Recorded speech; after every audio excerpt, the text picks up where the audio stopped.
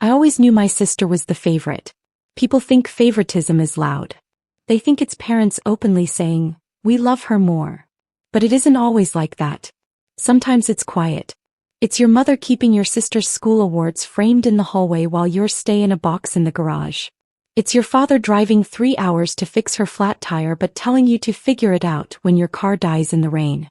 It's everyone laughing when she insults you because, "That's just Chloe," but calling you bitter when you finally defend yourself. My name is Ray. I'm 31.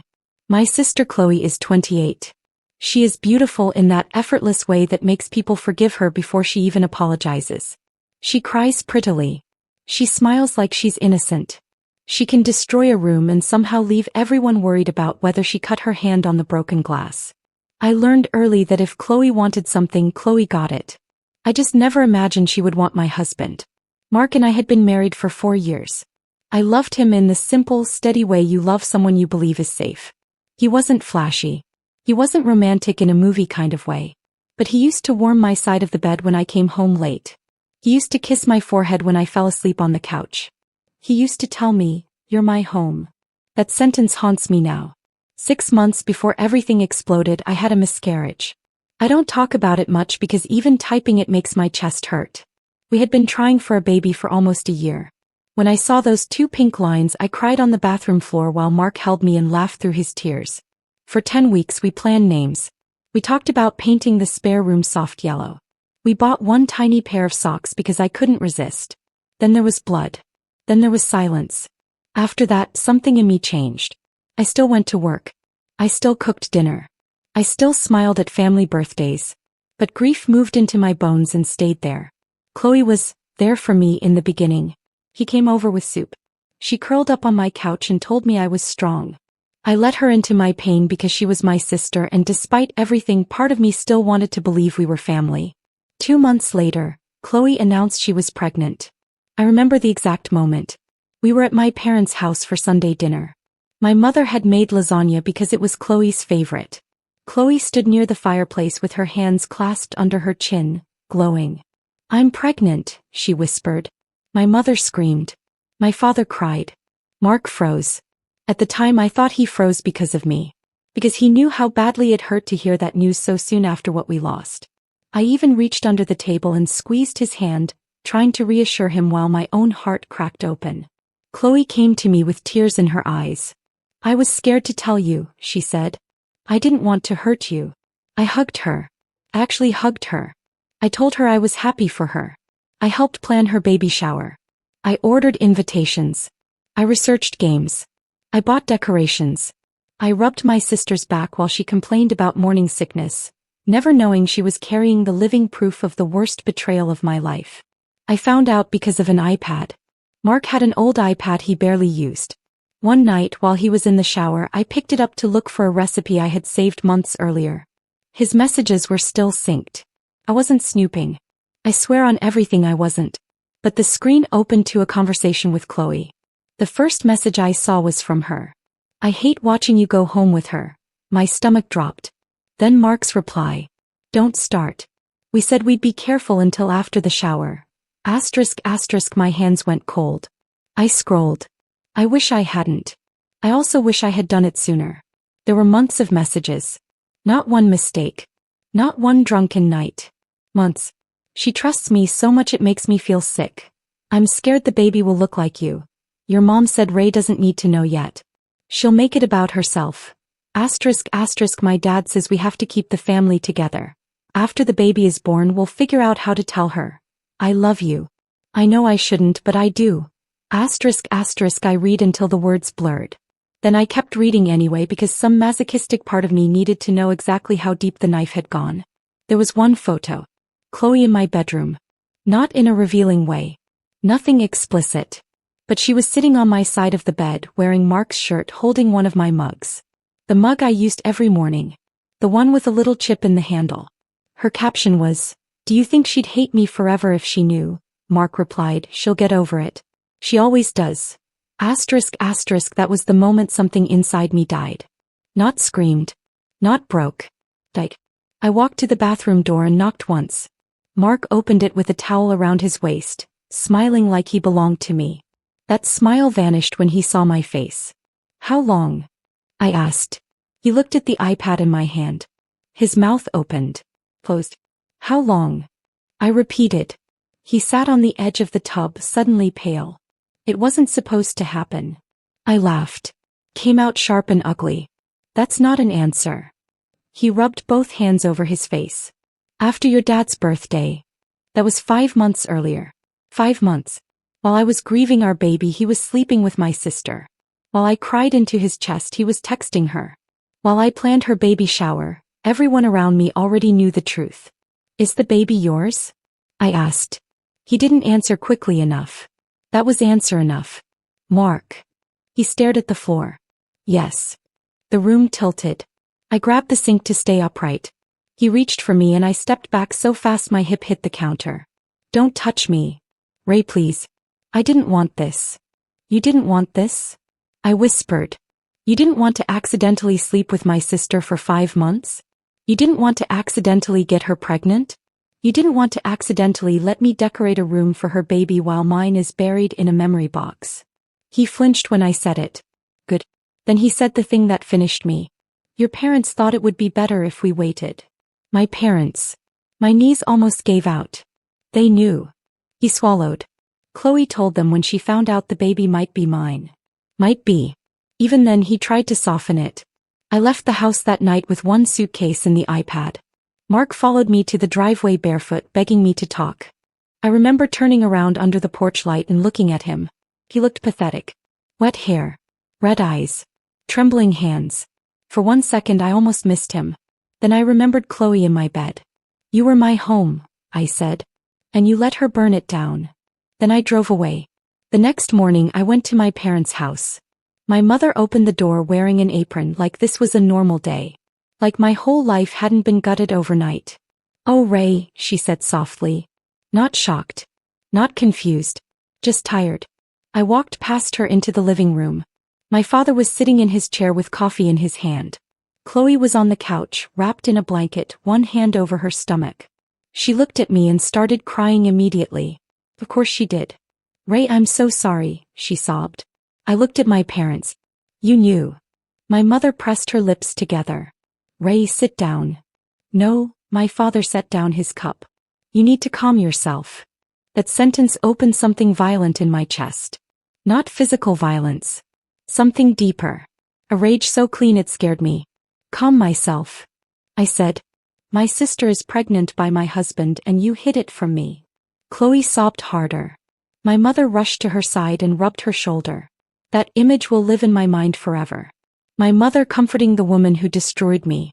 Don't upset her, Mom snapped. Stress is bad for the baby. I stared at her. The baby, I repeated. My father stood. This is not ideal, but it's happened. We have to think about the child now.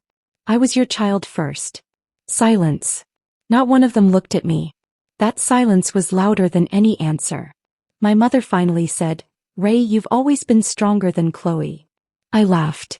So she gets to be cruel because she's weak? She made a mistake.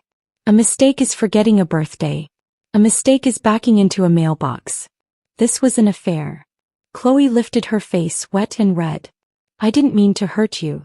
But you did mean to sleep with him. She recoiled like I had slapped her. My father's voice turned cold. Enough. She's pregnant. We are not going to have you attacking her. Attacking her? I said. She slept with my husband in my house. Mom's eyes flashed. And screaming about it won't undo anything. I stared at the woman who gave birth to me and realized she had never really mothered me. Not when it mattered. Then she said the sentence I will never forgive. Maybe this baby is the family's chance to heal after what you lost. I stopped breathing. Even Chloe looked shocked for half a second. My miscarriage. My baby. My grief. They were using it to justify replacing me. I didn't cry. I wanted to. But something had frozen over. You want me to come to the baby shower, don't you? I asked quietly. My parents exchanged a glance. My father said, it would look bad if you didn't. There was. Not we love you. Not we're sorry. Not we failed you. It would look bad. I nodded slowly. You're right, I said. It would look bad. My mother relaxed, thinking she had won. I'll come, I said. Chloe sniffled. Ray, I looked at her stomach, then her face. And I'll bring a gift. For the next 2 weeks I became calm in a way that frightened even me. I hired a divorce lawyer. I copied every message from the iPad. I printed the screenshots. I saved voicemails Mark left admitting everything. I kept Chloe's messages where she mentioned my parents knew. I gathered every lie and arranged it in chronological order. But the gift was what took the most time. Since I had been the one organizing the shower, I had access to everything. The slideshow, the guest list, the schedule. My mother had asked me months earlier to make a memory table for Chloe with baby photos, ultrasound pictures and a guest book. So I made one. A beautiful one. I bought a white leather memory box with gold lettering on top. For Chloe's baby. A family history inside. I placed a soft cream baby blanket. On it, embroidered in gold thread, were the words, "May you grow up surrounded by truth." Under the blanket were 3 envelopes. One for Chloe. One for Mark. One for my parents. Each envelope contained their own words printed on thick paper. Their messages. Their excuses. Their plans to keep me ignorant until after the shower. Until after the baby was born. Until they could control the story. At the bottom of the box I placed my wedding ring. Next to it, divorce papers. And a small silver USB drive labeled, "The part you tried to bury." Was it dramatic? Yes. Was it cruel? Maybe. But I had spent my entire life protecting people who never protected me. I was done. The shower was held in my parents' backyard. Pink and gold balloons floated over the fence. There were cupcakes shaped like rattles. A banner read, "Welcome baby." Guests were everywhere. Aunts, cousins, neighbors, Chloe's friends, people I had known since childhood. And Mark. He was standing near the drink table like he wasn't the reason my life had collapsed. He wore a navy shirt I bought him for our anniversary. When he saw me, his face went white. Chloe sat in a decorated chair under a flower arch, looking angelic in a pale pink dress. My mother hovered beside her like a guard dog. I carried the memory box in both hands. People hugged me. They told me how strong I was for coming. Some whispered that I was such a good sister. If only they knew. When gift time came, my mother clapped her hands. "Ray has something special," she announced, smiling too hard. "She worked so hard on this shower." "Yes," I said, stepping forward. "I did." The yard quieted. I placed the white box on Chloe's lap. Her fingers trembled before she even opened it. "Go ahead," I said. She lifted the lid. At first everyone smiled. The blanket was beautiful. Someone said, "Oh, how sweet." Then Chloe saw the embroidered words. "May you grow up surrounded by truth." Her face drained of color. She looked up at me. "Ray, don't." That was all it took. The air changed. My mother moved toward us. "Ray, this isn't the time." I turned to the guests. "I agree," I said. "The time was 5 months ago when my sister started sleeping with my husband." The backyard went silent. Not quiet. Silent. Like the whole world had been unplugged. Someone gasped. Mark whispered, "Ray." I didn't look at him. "My parents knew," I continued. "They knew the baby might be Mark's. They knew while I was planning this shower. They knew while I was still grieving the baby I lost. And they decided I didn't deserve the truth." Chloe began sobbing. Loudly now. Messily. My mother lunged for the box, but I stepped between them. "No," I said. "You wanted a family memory. Here it is." My father's face turned purple. "You are embarrassing this family." I looked at him. "No, Dad. I'm introducing it." My aunt stood up slowly. "What is she talking about?" I pointed to the envelopes in the box. "Read them." My mother grabbed my arm. "Heart. You hateful girl," she hissed. "You'll ruin your sister's life." I pulled my arm free. "She ruined mine and you helped her carry the matches." Mark came toward me, eyes wet. "Please," he said. "Don't do this publicly." I finally looked at him.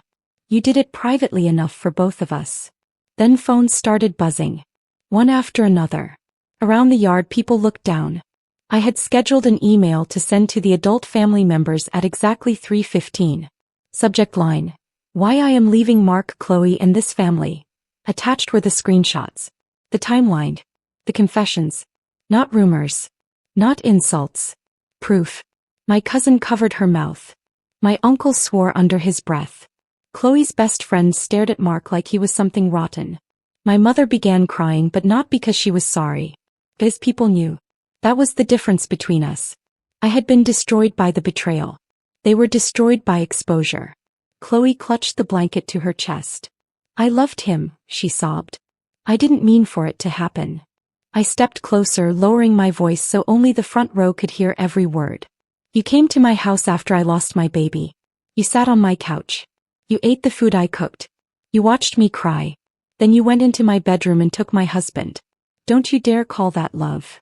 She folded in on herself. For the first time in my life, nobody rushed to defend her. My father tried one last time. Ray, if you walk out now, don't expect to come back. I looked around the backyard. At the balloons. The cupcakes. The guests holding proof in their hands. To my husband. To my sister. To my parents. Then I smiled. Not because I was happy. Because I was free. I'm not walking out, I said. I'm escaping. I took my wedding ring from the box and placed it in Mark's palm. His hand shook. Give that to Chloe, I said. She seems to like things that belong to me. Then I turned to my parents. You always said family protects family. Today I learned I was never family to you. I was just the person expected to absorb the damage. My mother whispered, Ray, please. I shook my head. No. You don't get to say my name like you love me now. I walked out through the side gate. No dramatic storm. No running. No screaming. Just one foot in front of the other while the life I had begged to belong to collapsed behind me. In the driveway I heard Chloe wailing. I heard my father shouting. I heard guests arguing. I heard my mother calling my name. I didn't turn around. That night, I slept in my new apartment on an air mattress with no curtains and 3 boxes of clothes stacked against the wall. For the first time in months, I slept through the night. The fallout was immediate. Some relatives said I went too far. Some said I should have handled it privately. Some said the baby was innocent, and they were right. The baby is innocent. That's why I wrote the only kind thing in that box for them. May you grow up surrounded by truth. Because I didn't. Mark signed the divorce papers 2 weeks later. Chloe moved in with my parents. My mother sent me one long message about forgiveness, appearances, and how one day I would understand. I deleted it. My father never apologized. Chloe sent only one message. You humiliated me. I replied, no. I returned your secrets. Asterisk asterisk, then I blocked her. People ask if I regret doing it at the baby shower. Here's the truth. I regret trusting them. I regret letting Chloe into my home. I regret comforting people who were laughing behind my back. I regret every moment I believed being quiet made me good. But I don't regret telling the truth. They wanted that baby shower to be remembered forever. Now it will be.